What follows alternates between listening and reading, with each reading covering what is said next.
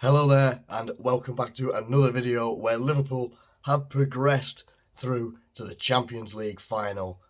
Three Champions League finals in 5 years under Jurgen Klopp. Unbelievable stuff. Unbelievable stuff. Now, as you can tell already, I don't really need to say it, I am not very well whatsoever. We had our internet cut off 2 weeks ago and we've only just had it restored yesterday. I did do a video yesterday doing a preview for this game. For the game that happened last night against Villareal, and then I fell asleep and I didn't upload it, so that's why there was no preview for that one. It didn't look any better. Like I think I've strained my eyes so much, just purely by coughing and sneezing and stuff like that as well. But I need to get my voice back into being usable again. I've got an important day tomorrow, personally. So I'm hoping that I can get through this video in a good way and it'll make me feel a bit more confident ahead of tomorrow as well. But let's talk about that match last night. I mean, for those of you that do remember, and most likely most people will remember, is the Europa League final that we played against Sevilla in Klopp's first season. Our first half last night against Villareal was a lot like the second half that we played against Sevilla. We were 1-0 up. I think it was a Daniel Sturridge goal in that first half. And then Kevin Gamero, I think it was, scored two quick goals, made it 2-1. And they finished it off at 3-1. Made it 3-1 at some point as well. I try not to remember all the details. The first half last night, I mean, within first 4 minutes, they score a goal. And you just think, in my mind, I was like, right, this is going to go 2-2 before it goes anywhere else. And it did go 2-2 on aggregate, 2-0 on the nights of Villareal. In my mind, I was thinking Liverpool would concede a goal, but we would win the game on the night 2-1 and go through 4-1 on aggregate. Obviously, that didn't happen. You know, if you look at even just like the first half statistics, the fact that it was 50-50, no shots on target for Liverpool, 2 shots in general. Excuse me.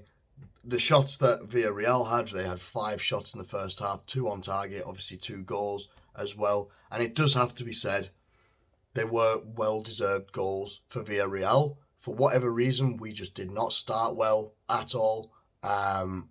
It's not a bad lineup.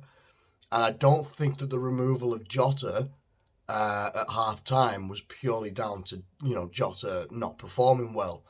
I think there was a whole, if you could have changed the whole 11 at half time, a lot of people probably would have took it. I was a little bit surprised that we didn't make more substitutions at half time, but I'm not a football manager or coach. I obviously don't know I wouldn't know what I'm doing from that perspective. When you look at bringing on someone like Luis Diaz, and I think Klopp has made a point of saying this as well. I think someone has asked him about the impact of Luis Diaz coming on, and he'd said something along the lines of, and I might be paraphrasing a little bit, might get a bit of it wrong, but he had said that Luis Diaz, big impact, but he doesn't like that because it makes it sound like Jota was the problem when it wasn't. There was 11 problems on the pitch that night. Last night, and it was right. It actually looked like like the very first pre-season game that a team has before and if you ever watch pre-season games or anything like that and you see the first one after they come back from holidays and stuff like that, it looks disjointed. Passes aren't connecting, even simple passes. We're not talking about like the raking passes that likes of Trent, Thiago, Van Dijk do, where they're firing like 70-yard balls into spaces or to players' feet. We're talking about like 5-yard passes that just aren't connecting, couldn't keep hold of the possession. And it just looked like we were going to get overrun a little bit. Well, not even a little bit, we were getting overrun. The fact that it's 50-50 on possession, to the eyes, and I know my eyes are dodgy right now, but to the eyes, it didn't look that way. It looked like they had much more control. Like I was expecting maybe like a 60-65% possession for Villarreal in terms of stats. The fact that it wasn't that, I am genuinely surprised. Whatever was said at half time, I think people are expecting it to be like the old Fergie hairdryer treatment. And I don't think it was that from what like Klopp has said. It looks like he's turned around and said he wanted people to stay calm. He wanted people to, keep their composure and keep on going. And we come out in the second half, and that's the Liverpool that we know. And it's not just purely down to Luis Diaz coming on. And I'm not taking anything away from Luis Diaz's performance. He had a magnificent performance, a really, really crucial performance for us. Could he have been the catalyst for us, actually getting our asses into gear and getting back into the tie? You could say so. But there's 10 other players on the pitch, including Alisson as well, that needed to get their asses into gear, that realised this wasn't going to be the easy game that you thought it was. The fact that you were 2-0 up from the first leg and it got wiped out in the first 45 minutes and made it 2-2. Villarreal's probably only regret would be not scoring more and making more of the opportunities they had in the first half. Other than that, there's not much else they could do once it got to the second half, because it was just more of what we expect from Liverpool as Liverpool fans. And you will have seen, probably a lot of people will have switched over from the Bournemouth game to watch that game, right? That were opposition fans. You'd be looking at maybe Man United fans, Chelsea fans, all of that lot. Obviously, you see the videos of Gary Neville drinking wine and stuff like that as well. And then he had to post out later on where he's like collapsing into his wine when we've won the game. But fantastic performance. Really fantastic performance in the second half. Could not be more of a night and day performance from Liverpool. The fact that I can't believe that Fabinho got the shot off that he did for his goal, and it actually just went in. A lot of people turned around saying Rooney was paid off and stuff like that as well. Come on.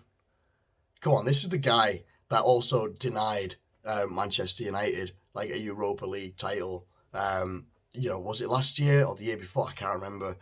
So he's not generally, I can't say really, but he's been a pretty good goalkeeper for these guys.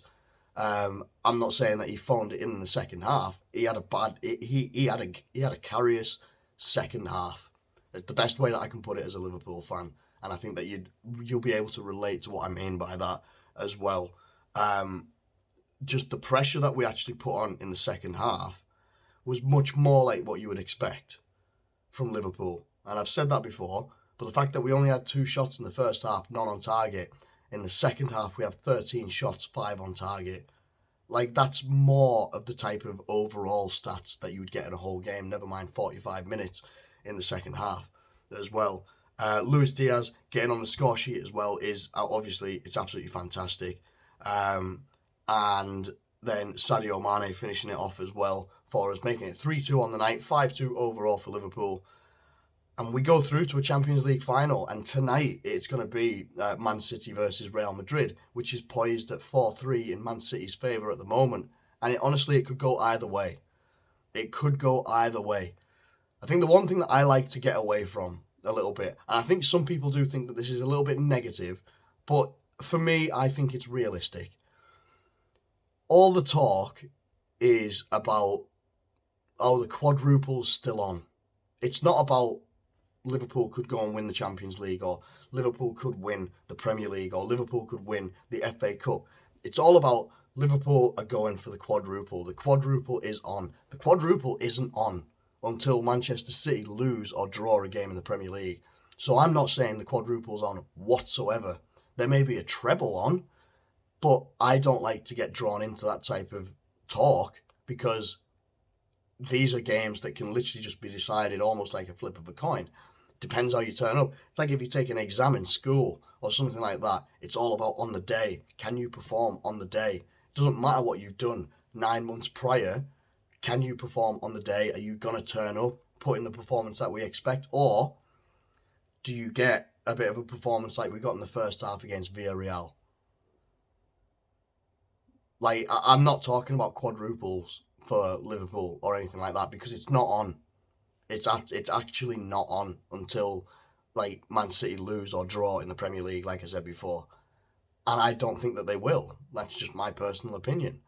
I think we've got tougher games in the Premier League. We've got Spurs at the weekend as well, which is going to be another tough game. They're going to want to win. They're going to be wanting to push for top four and pushing Arsenal as hard as they can. It's going to be tough. It's going to be really, really tough.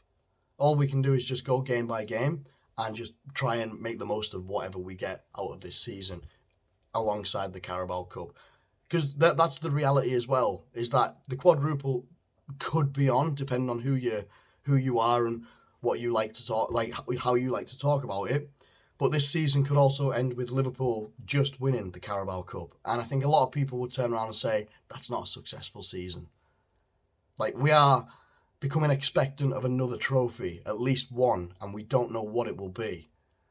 But it's not a given that we're going to win another trophy. So while I'm excited that we're in the final of a Champions League, like I said at the start of the video, third final in 5 possible years of Champions League finals that we've had under Jurgen Klopp. Incredible. Incredible. I don't care what people say about the route that Liverpool took. No one was talking about that when we got there and won it a couple of years ago, about the route that we took and the teams that we had to face. No one was talking about it then, just because we appear to have had an, on paper, easier route this season. I don't believe it. I don't believe it. I really don't. I think we deserve to be where we are. We deserve to be in the final. We dug deep, showed our quality, and we are in the Champions League final. We will face either of Manchester City or Real Madrid. Who would I rather face? Mohamed Salah would rather face Real Madrid. I don't care, because I believe either of Manchester City or Real Madrid, on our day, I think that we could beat either of them. In the same breath, if we don't turn up properly, you could lose to both of them. So I don't care. Whoever wins tonight is what it is. We'll face them and we'll see who comes out the winner when the Champions League final takes place. Let me know what you think in the comments below. Thank you ever so much for watching this video. If you've managed to get through all of my ill talking and looking like absolute, oh my God, I've just clocked myself on the screen.